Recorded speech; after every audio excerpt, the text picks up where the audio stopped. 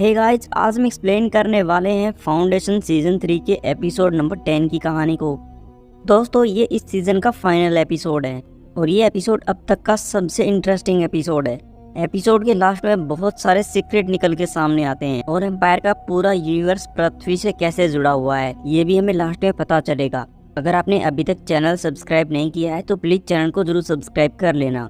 तो चलते हैं बिना देरी के एपिसोड 10 की कहानी की तरफ। कहानी की शुरुआत में हम ब्रदर डस्क को देखते हैं जो एक जगह पे खड़ा है। वो यहाँ पे बहुत सारे क्लियोन्स को देखता है जो शीशे के अंदर बंद हैं। इन क्लियोन्स को तभी उठाया जाता है जब जरूरत पड़ती है। यहाँ पे हजारों की तादाद में क्लियोन है। शायद वो इन क्लियोन्स को उठाने के बारे में सोच रहा है। तब उसके लोग उसे नए कपड़े पहनाते हैं क्योंकि आज ब्रदर डस्क का अंतिम दिन है। आज के दिन वो मरने वाला है और ब्रदर डे उसकी जगह ले लेगा। तब ब्रदर डस्क अकेला ही यहाँ से आगे बढ़ता है। यहीं पे हम ब्रदर डे को भी देखते हैं जो माइकोजन से किसी तरह भागकर अपनी जान बचा के यहाँ पे आ पहुंचा है। उसने अपने हाथ के अंदर रोबोट के देवताओं की खोपड़ी को भी छुपा के रखा हुआ है। वो यहाँ से सीधा डिमर जेल के कमरे में जाता है। शीशे के सामने खड़ा होता है। उसे डिमर जेल दिखाई देती है। वो डिमर जेल के सामने झुक जाता है, लेकिन डिमर जेल कहती है कि तुम हमारे एम्पायर हो, आओ मैं तुम्हें बच्चों की तरह सुला देती हूँ। इसीलिए वो उसे अपनी गोद में सुलाती भी है। लेकिन डे बताता है कि मैं तुम्हारे लिए कुछ लेके आया हूँ, तुम्हारा अब आजाद होने का वक्त आ चुका है। डे ये भी कहता है कि डार्कनेस आ रहा है और डार्कनेस को केवल आप ही रोक सकती हो, ऐसा माइकोजन वालों ने कहा है। माइकोजन वाले लंबे समय से आपका इंतजार कर रहे हैं। तब डिमरजेल इस खोपड़ी को देखने लग जाती है। वहीं न्यू टर्मिनस प्लैनेट के ऊपर हम वोल्ट को देखते हैं।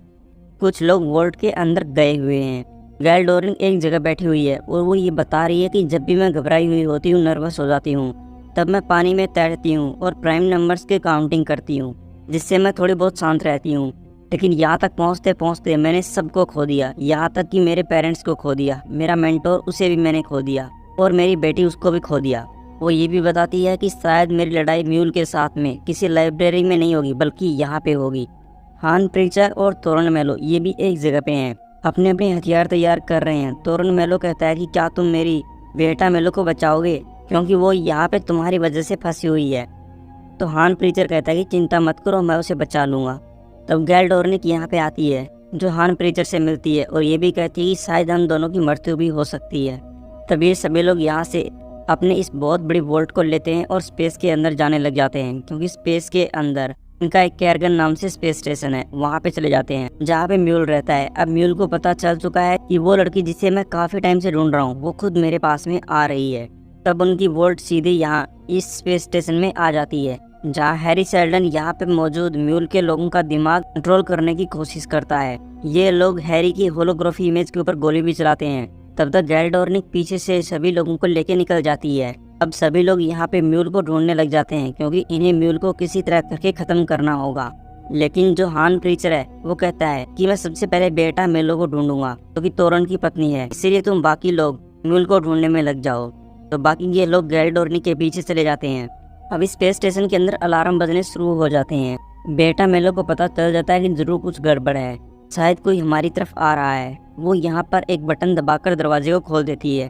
अब दरवाज़ा खुल जाता है, यानी कि वो यहाँ से भाग सकती है। इसीलिए यहाँ डाउन उसके पास में है जिसके पैर खराब हो चुके हैं। उसे कहती है कि अब हमें यहाँ से निकलना होगा, चलो मैं तुम्हें ले जाती हूँ। लेकिन वो कहता है कि नहीं, मैं तुम्हारे साथ कहीं नहीं जा सकता क्योंकि मैं चल नहीं सकता, इसीलिए तुम यहाँ से भाग जाओ और अपनी जान बचाओ। तो वो ऐसा ही करती है, वो यहाँ से भाग जाती है। गैल डोरनिक अभी भी उस खोपड़ी को देख रही है जो कि एक रोबोट की खोपड़ी है। वो कहती है कि मुझे लगा कि सब कुछ खत्म हो चुका है। ब्रदर डे कहता है कि देखो हमने तुम्हारे साथ में क्या कर दिया, एम्पायर गिर रहा है, अब तुम यहाँ से आराम से जा सकती हो। लेकिन गैल डोरनिक ऐसा नहीं कर सकती क्योंकि वो एम्पायर के साथ में बंधी हुई है, यानी कि उसके सिस्टम में पूरी तरह से बदलाव हो चुके हैं। वो बस एम्पायर की ही रक्षा कर सकती है, इसके अलावा वो कुछ नहीं कर सकती। ब्रदर डे कहता है कि तुमने मुझसे कहा था कि तुम रोबोट्स के साथ में कनेक्ट हो सकती हो, अपने जैसा एक और रोबोट बना सकती हो और फिर तुम यहाँ से भी जा सकती हो, इसीलिए अब मैं तुम्हारे लिए ये लेके आया हूँ, अब तुम यहाँ से आज़ाद हो जाओ। लेकिन डिमरजेल ऐसा नहीं करती। वो कहती है कि ये तो निर्जीव चीज़ है, मैं इसके साथ में क्या करूँगी। डे कहता है कि ये निर्जीव नहीं है, मैंने इसे बोलते हुए सुना है, मुझे नहीं पता कि ये कैसे बोलता है, लेकिन ये बोलता है। डे तो बार बार एक ही बात बोल रहा है कि तुम इससे कनेक्ट हो जाओ और आज़ाद हो जाओ। लेकिन वो कहती है कि मैं अपने आप को ये काम करने की आज़ादी नहीं दे सकती क्योंकि ये चीज़ एम्पायर के खिलाफ है। इसी महल के अंदर डस्क को भी देखते हैं वो उस जगह पे आता है जहाँ पे बहुत सारे क्लियोन्स को शीशों के अंदर डाला गया है। उसके हाथ में रिमोट है। वो ये बोल रहा है खुद से कि मैं सबसे पहले कौन सी क्लियोन को आज़ाद करूँ। वो यहाँ पे एक बटन दबा देता है और वो शीशा टूट जाता है। उसके अंदर से सारा पानी बाहर निकलता है। क्लियोन भी बाहर आ जाता है और मारा जाता है। सेम इसी तरह से वो दूसरे शीशे को तोड़ता है, फिर तीसरे शीशे को तोड़ता है और इस तरह से काफ़ी शीशों को तोड़ देता है और एक एक करके सारे क्लियोन मरने लग जाते हैं। डेवी तब तक उस खोपड़ी को एक जगह पे रख देता है। उसके पास में डीमर्जेल का हथियार है, जिससे डीमर्जेल कभी कभी शीशे के सामने बैठ के खुद को रिपेयर करने का काम करती है। वो उस हथियार की मदद से उस रोबोट की खोपड़ी के अंदर भी कुछ करने लग जाता है। डीमर्जेल को कहता है कि शायद ये खोपड़ी जिंदा हो रही है, लेकिन डीमर्जेल कहती है कि मुझे यहाँ से जाना होगा क्योंकि एक जगह पे कुछ गड़बड़ी हुई है। इसीलिए वो उसकी बातें नहीं सुनती और यहाँ से चली जाती है और डेवी इस खोपड़ी को इसी तरह यहाँ पे छोड़ देता है और चला जाता है। डस्क ने भी बहुत सारे क्लियोन्स को तोड़ दिया है और यहाँ पे एक छोटे से बच्चे को भी देखता है जो क्लियोन के रूप में ही है। वो उसे लेता है और यहाँ से निकल जाता है। डीमर्जेल भी इसी तरफ आ रही है। एम्बेसडर क्वेंट उसके पीछे पीछे आती है और पूछती है कि क्या हुआ है। तो डीमर्जेल उसे कहती है कि तुम मेरे पीछे मत आओ, तुम यहाँ से लाइब्रेरी के अंदर जाओ, एक बुक है वो ले जाओ, जो मेरी लाइब्रेरियन है उससे बात करो, वो तुम्हें रास्ता दिखाएगी। अगर हैरी सेल्डन आज जिंदा होता तो वो भी तुम्हें यही काम करने के लिए कहता, इसीलिए तुम जल्दी जाओ। तो एम्बेसडर क्वेंट यहाँ से लाइब्रेरी की तरफ चली जाती है। डीमर्जेल और ब्रदर डे ये दोनों भी उस जगह तक पहुँच जाते हैं जहाँ पे अभी बहुत सारे क्लियोन्स मारे गए हैं। उन्हें पता चल जाता है कि ये सब काम ब्रदर डस्क ने किया है और वो यहाँ से एक छोटे से बेबी को भी चुरा के भाग गया।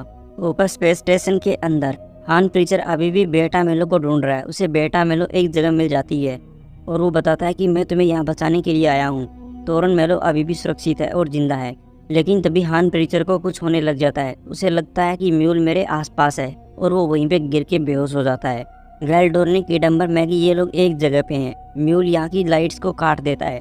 एडम्बर कहता है कि चिंता मत करो, मैं तुम्हें म्यूल तक पहुँचा के रहूँगा। वो एक जगह पे बॉम्ब लगा देता है और ये लोग फरस को उड़ा के यहाँ से नीचे चले जाते हैं जहाँ पे म्यूल का ऑफिस है। म्यूल वहीं पे बैठा हुआ था। म्यूल यहाँ इन लोगों के आते गोली चलाना शुरू कर देता है।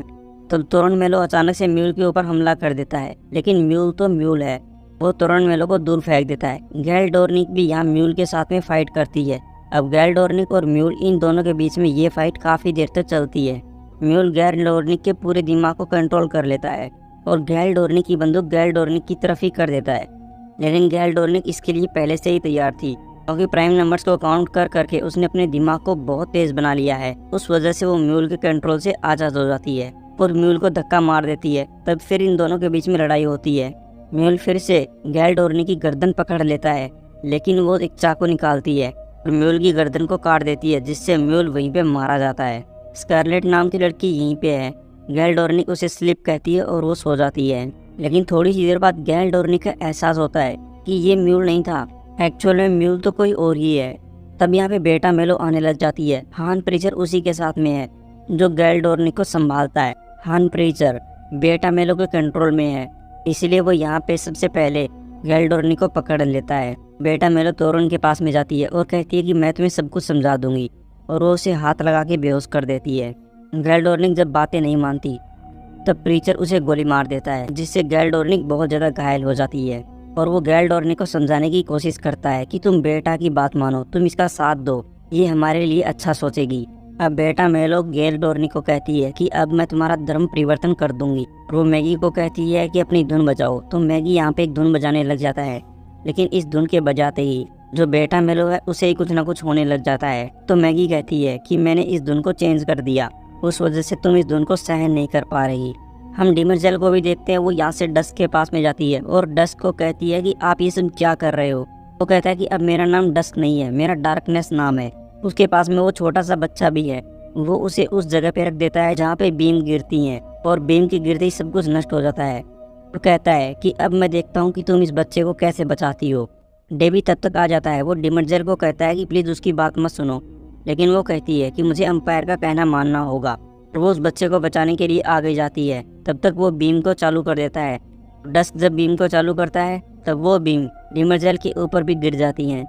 इससे डीमर्जेल अगले ही पल में नष्ट हो जाती है और इस तरह से डीमर्जेल की भी मृत्यु हो जाती है।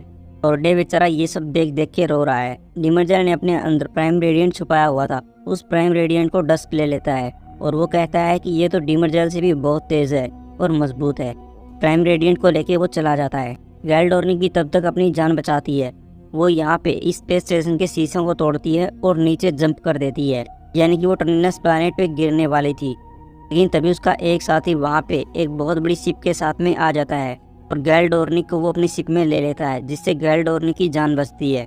गैल डोर्निक अपने दोस्त को कहती है कि शिप को जंप के लिए तैयार करो, लेकिन वहाँ पे हैरी सेल्डोन की हेलोग्राफी इमेज आती है। हैरी कहता है कि प्लीज़ मुझे छोड़ के मत जाओ, तुमने मुझसे वादा किया था कि तुम जहाँ भी जाओगी तुम अपने साथ मुझे ले जाओगी। मैं उस वर्ल्ड के अंदर पड़ा पड़ा तंग आ चुका हूँ, मुझे असली हैरी से मिलवा दो। तो वो कहती है कि मैंने तुमसे झूठ बोला, असली हैरी सच में मारा जा चुका है, काफ़ी साल पहले उसकी मृत्यु हो चुकी है और वो यहाँ से सेकंड फाउंडेशन के लिए जाना चाहती है। तब इनका शिप जंप करता है और हैरी की होलोग्राफी इमेज यहीं पे रह जाती है। डे भी अपने भाई डस्क के ऊपर गुस्सा करता है। वो यहाँ से डस्क को ढूंढता हुआ सभा के अंदर पहुंच जाता है। डस्क एक जगह छुपा हुआ था। डे कहता है कि तुमने ये सब क्यों किया, तुमने डिमर्जेल को क्यों मारा, वो हम सबको आज़ाद कर सकती थी, वो खुद भी आज़ाद हो सकती थी। तब इसी बात को लेके इन दोनों के बीच में लड़ाई हो जाती है। लेकिन हमें पता है कि डे के अंदर कोई नैनाइट्स नहीं है, लेकिन जो डस्क है उसके अंदर नैनाइट्स हैं। जब डे डस्क को पीटने लग जाता है तो डस्क की चोट वापस ठीक होने लग जाती है। डस्क कहता है कि तुम मुझे कभी नहीं मार पाओगे, इसीलिए डे उसे मारना छोड़ देता है, क्योंकि डस्क को मारने का कोई फ़ायदा है भी नहीं। डस्क कहता है कि क्या तुम्हारे अंदर नैनाइट्स हैं? डे कहता है कि नहीं, मेरे अंदर कोई नैनाइट्स नहीं है। तब डस्क यहाँ डे को एक गोली मार देता है, जिससे डे वहीं पे तड़प तड़प के मारा जाता है।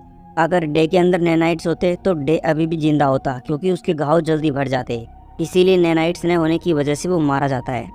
तब तक एम्बेसडर क्विंट भी यहाँ से लाइब्रेरी में पहुँच जाती है, जहाँ पे एक औरत है। वो कहती है कि मैं तुम्हारी कैसे मदद करूँ। एम्बेसडर क्विंट बताती है कि मैं एक बुक लेके आई हूँ। वो ये बुक यहाँ लाइब्रेरियन को दिखा देती है। वो लाइब्रेरियन एम्बेसडर क्विंट को अपने पीछे पीछे ले आती है, कहती है कि सेकंड फाउंडेशन में आपका स्वागत है। और यहाँ पे पावेर नाम का एक आदमी है जो गैल डोर्निक के साथ रहा करता था, जो कि सेकंड फाउंडेशन को चलाया करता था। उसके हाथ में प्राइम रेडिएंट है, शायद वो इस प्राइम रेडिएंट की मदद से यहाँ तक पहुँचा होगा और वो एम्बेसडर क्विंट को भी शायद अब सेकंड फाउंडेशन पे ले जाने वाला है। ब्रदर डस्क ने अपने भाई को मार दिया, इस बात से वो बहुत खुश होता है। वो अपने एक आदमी को यहाँ पे बुलाता है और उसे कहता है कि जो मेरे साथ में 2 सिंहासन है, इन दोनों सिंहासन को हटा दो, अब यहाँ पे केवल मेरा एक सिंहासन रहेगा और मेरे भाई डे की बॉडी को भी यहाँ से ले जाओ, इसको भी साफ कर दो। तो उसके आदमी काम पे लग जाते हैं। लेकिन हम डिमर्जेल के कमरे को देखते हैं, उसके अंदर वो खोपड़ी अभी भी रखी हुई थी जिसको डे ने चालू कर दिया था। अब वो खोपड़ी एक्टिव हो जाती है और यहाँ से किसी दूसरे प्लैनेट के ऊपर संदेश भेजने लग जाती है। इस बारे में किसी को नहीं पता चलता, लेकिन किसी दूसरे प्लैनेट के ऊपर कार नाम की लड़की अपने रोबोट के साथ में खड़ी हुई है। उन लोगों को ये संदेश मिल जाता है। उन्हें पता चल जाता है कि ये मैसेज ट्रेंटोर प्लैनेट से आया है। डिमर्जेल शायद किसी को पकड़ने में असमर्थ रही है, लेकिन काल कहती है कि ये मैसेज डिमर्जेल का नहीं है, शायद कोई और है जो हमें डिस्ट्रैक्ट कर रहा है। आखिर वो कौन है, हम इसका पता लगाएंगे। और कार आखिर में ये भी कहती है कि सारे टुकड़े अब एक हो रहे हैं और हमें पता चलता है कि जहाँ पे ये रोबोट और काल है वो जगह दूसरी कोई नहीं बल्कि हमारा चांद है, जहाँ से हम पृथ्वी को भी देख सकते हैं। और इसी बहुत बड़े सस्पेंस के साथ में ये एपिसोड यहीं पे पूरा हो जाता है। शायद इसकी नेक्स्ट सीजन के अंदर हम बहुत सारे रोबोट्स को देख पाएंगे और हो सकता है कि बहुत सारे रोबोट्स पृथ्वी पर भी मौजूद हों। लेकिन अब डस्क डार्कनेस बन चुका है, उसने सभी को अपने लपेटे में ले लिया और अब ट्रेंटोर प्लैनेट के ऊपर वो अकेला राजा बन चुका है। अब गैल डोर्निक अपने सेकंड फाउंडेशन के लिए क्या करेगी ये हमें नेक्स्ट सीजन में पता चलेगा। जब भी इसका नेक्स्ट सीजन आएगा हम उसको भी एक्सप्लेन करेंगे। उसके लिए चैनल को सब्सक्राइब करना मत भूलना। तब तक आप खुश रहना और अपना ख्याल रखना। Thank you for watching.